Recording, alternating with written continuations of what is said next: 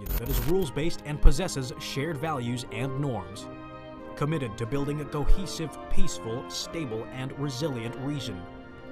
And a dynamic and outward-looking community of nations in an increasingly integrated and interdependent world. An ASEAN community dedicated to human development, social welfare and protection, social justice and rights, and environmental sustainability, striving to narrow the development gap and working toward building a collective personality known as the ASEAN Identity.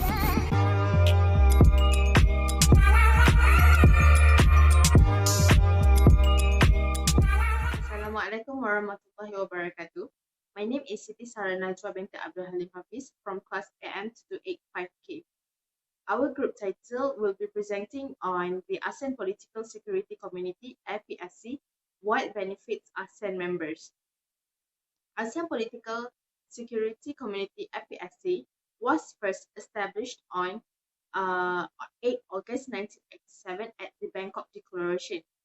APSC was formed mainly because the concerns among the ASEAN state members, state leaders, over the increased numbers of cases in terms of the piracy, terrorism, extremism, and also other dangerous acts that might harm the region itself. These cases that happen inside the region has led to the establishment to APSC and was agreed by every state leaders. The establishment aimed for two things. First is to increase the economic growth in ASEAN region, which is through the way of partnership and the joint venture among every state members itself. Second is to promote the peace and stability in ASEAN region, and every ASEAN state members have to abide to every rules and law of other states and will not interfere into other state problems such as the political issues. APSC also has 4 key characteristics. First is every ASEAN state members must abide to rule-based and people-centered principles. They must promote the political cooperation among each other and will not interfere into other state problems. Second is strong community in a peaceful and secure region, but they will still respond effectively to every security matters. If there is any security breach issues, APSC will immediately take action to solve the issues, such as the piracy issues that always happen at the ASEAN territory, or the terrorism issues that happen at every state. Third is that a community that will spark the interest of external parties. They must spark the interest of these external parties so that other states outside of the ASEAN region will have an interest to might invest to ASEAN economy. Fourth is every state members must work together with the institutional. If there is traditional or non-traditional issues, every ASEAN members must work together with the organization itself to solve the issues so that it will not prolong. Next, I will pass to the next presenter to present on the issues and problems. Assalamualaikum. My name is Muhammad Rizwan bin Rosli. I will explain about the issues, problems or factors regarding to our topic for our presentation. Okay, we go through for the first issue, which is South China Sea disputes. The South China Sea dispute involves both island and maritime claims among several sovereign states within the region, namely Brunei, the People's Republic of China, Taiwan, Indonesia, Malaysia, Philippines, and also Vietnam. An estimate 3.37 trillion USD worth of global trade passes through the South China Sea annually, which accounts for a third of the global maritime trade. 80% of China energy imports and 39.5% of China's total trade passes through the South China Sea. Disputes are one of many aspects of China's Salami Slice strategy. Second is traditional and non-traditional threats. Traditionally, threats to states' security were seen as a little more than the enemies of other states. Security was understood simply in terms of threats to state sovereignty and territory, which generally involved the use of military force and diplomacy to deter and oppose the threats. While a case can be made that the military threats in this century are as apparent as ever, it is now generally recognized that they are not the only threats that face states and people in them.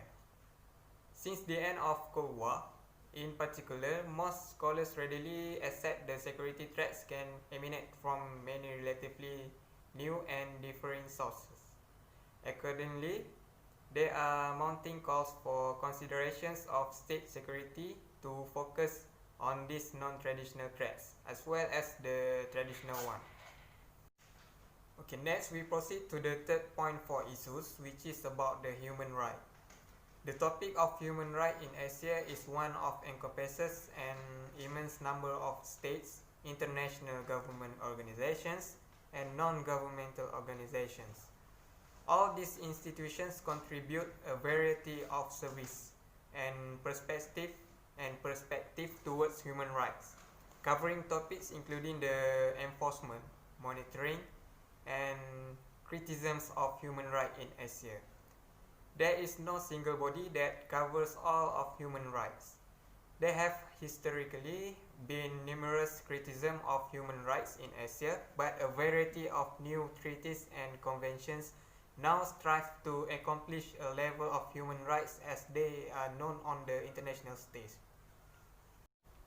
Okay, for the last points regarding to the issues for our presentations is about the territorial conflicts. We have two here, which is the relationship between Singapore and Malaysia, and also Philippines with Malaysia. Sorry. Okay, we go through one by one. Singapore first. Singapore and its northern neighbors, Malaysia, are embroiled in a maritime dispute after Malaysia extend its Johor Bahru ports limits in a manner which, according to the Singapore government, encroaches into Singapore territorial waters of Tuas. Okay, for the Philippines, the North Borneo dispute, also known as the Sabah dispute, is the territorial dispute between Malaysia and the Philippines, even much of the eastern part of the state of Sabah. Sabah is previously known as North Borneo prior to the formation of the Malaysian Federation. Okay, that's all from me. Thank you. My name is Siti Nur Farhana binti Suparman, and I will be explaining regarding parties involved in political security.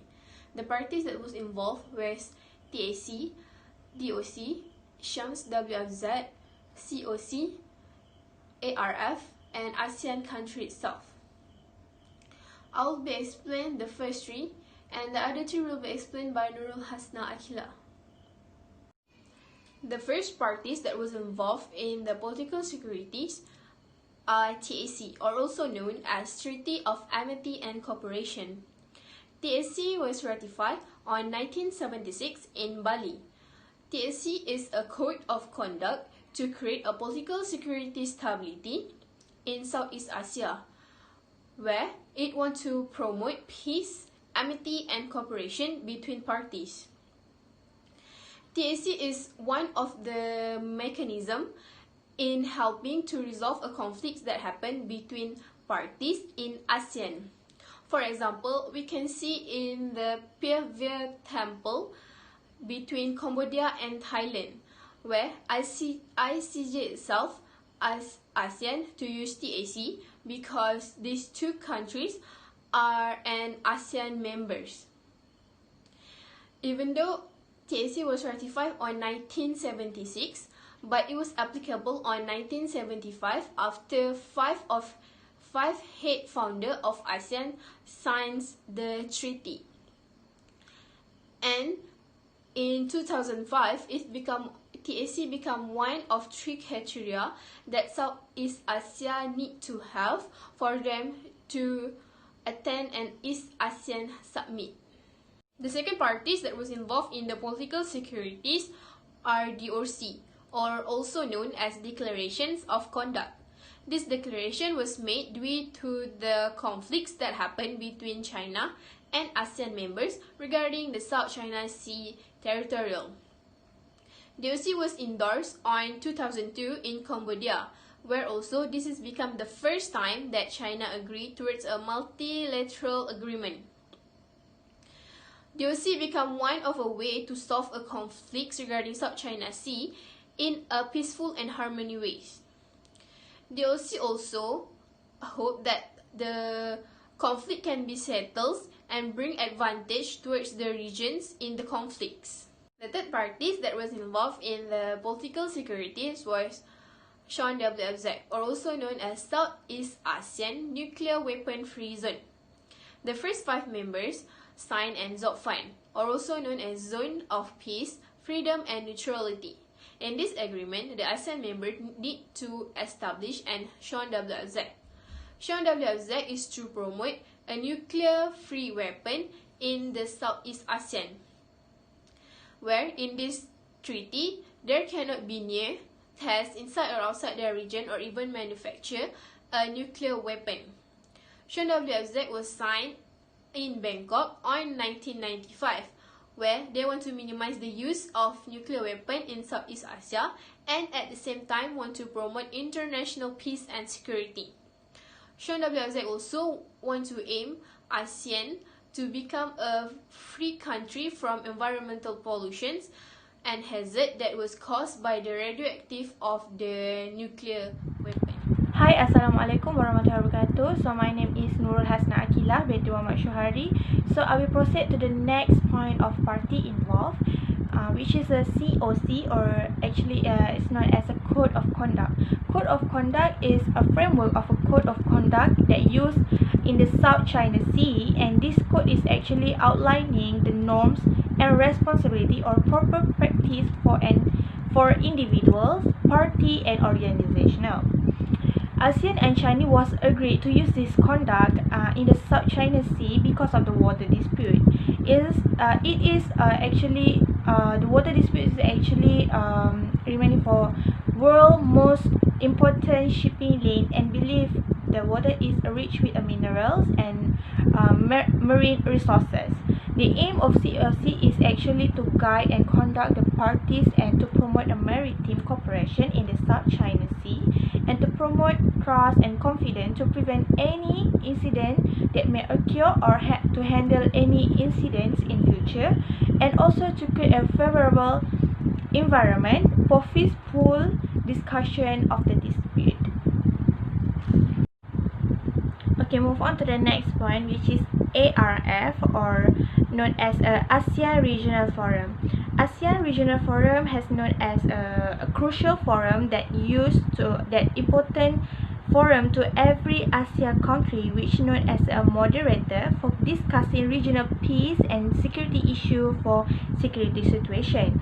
ARF also known with a unique process, which is ARF get a direct support from an ordinary citizen of ARF member country itself.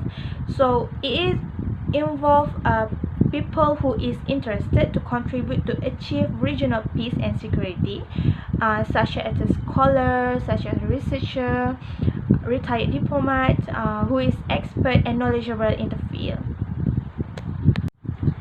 Last but not least, ASEAN country. ASEAN country is actually ASEAN. ASEAN is an organization that involves 10 countries, 10 ASEAN countries, which is Laos, Cambodia, Thailand, Philippines, Myanmar, Indonesia, Malaysia, Brunei, Singapore, Vietnam.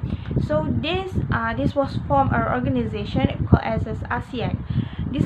This organization has been established with a certain purpose, such as to maintain a peace, security, and stability, and to further strengthen peace-oriented value each region or in each state, in each ASEAN country. It also to promote a great political, security, economic, and social cultural cooperation at each ASEAN country. Other than that, ASEAN also promote or preserve the Southeast Asia as a free zone nuclear weapon, which is to free, which is the every ASEAN country cannot have a nuclear weapon. It is to maintain a peace, harmony, and so on. Next, ASEAN organization also focus on to strengthen democracy, enhance good governance and the rule of law, and the crucial thing is to protect the human right and fundamental freedom. So to conclude, the basic information of ASEAN it is because to stop the communism from communist from spread to ASEAN countries, and it is to for these organizations focus of many sector for such as political, economic, harmonization, and so on. I think that's all. I will proceed to the next presenter. Thank you. Okay, so I'm going to continue the presentations. But before that, my name is Nur Afika binti Abdul Hadi. I'm going to present about the suggestion or recommendations on the issue. Okay, so the first suggestion is to promote good governance. Okay, so good governance is about performance of how an agency uses governance arrangements to contribute to its overall performance and the delivery of good services or programs. And the other one is about the conformance, which is about how an agency uses governance arrangements to ensure it meets the requirements of the law regulations, published standards, and community expectations of probity, accountability, and the openness. So this means that on daily basis, governance is all about the way public servants take decisions and implement the policies. So to do that, they can promote sharing experience and best practice through seminar or workshops on leadership concept and principles with emphasis on good governance, and on developing norms on good governance. Other than that, they can also promote dialogue and partnership among governments, private sectors, and other relevant organizations to foster and enable new ideas, concepts, and methods with a view to enhance transparency, accountability, participatory, and the effective of the good governance. Okay, so other than promote good governance, the second suggestion is the promotion and protection of human rights. So human rights are basic rights that belong to all of us because simply because we are human beings. They are embodied key values in our society such as fairness, dignity, equality, and respect. Human rights are an important means of protection for all of us, especially to those who may face abuse, neglect, and isolation. They are guaranteed to everyone without distinctions of any kind such as race, sex, language, religion, political, or other. And human rights are essential to the full development of an individuals and also the communities itself. So one of the actions that the APSC make is they enhance or conduct exchange of information in the field of human rights among the ASEAN countries in order to promote and to protect the human rights and the fundamental freedoms of people in accordance with the ASEAN Charter and the Charter of the United Nations. Also the Universal Declaration of Human Rights and the Vienna Declaration and the Program of Actions. So they enhance an ASEAN human rights body through completion its Term of Reference (TOR) by 2009 to encourage cooperation between it and existing human rights mechanism as well as with other relevant international organizations, such as they promote educations about human rights, the importance of human rights, and also they promote the public awareness about the human rights. The third suggestion is to prevent and combat corruption. So as we know, not only does corruption affect the economic development in terms of economic efficiency and growth, it also affects equitable distribution of resources across the population, increasing income inequalities, undermining the effectiveness of social welfare programs, and also ultimately resulting in lower levels of human development. This in turn may undermine long-term sustainable development, economic growth, and equality. So to prevent and combat corruption, APSC promote the sharing of best practice, exchange views, and analyze issues related to the values, to the ethics and integrity through appropriate avenues and fora, and taking into account inputs from various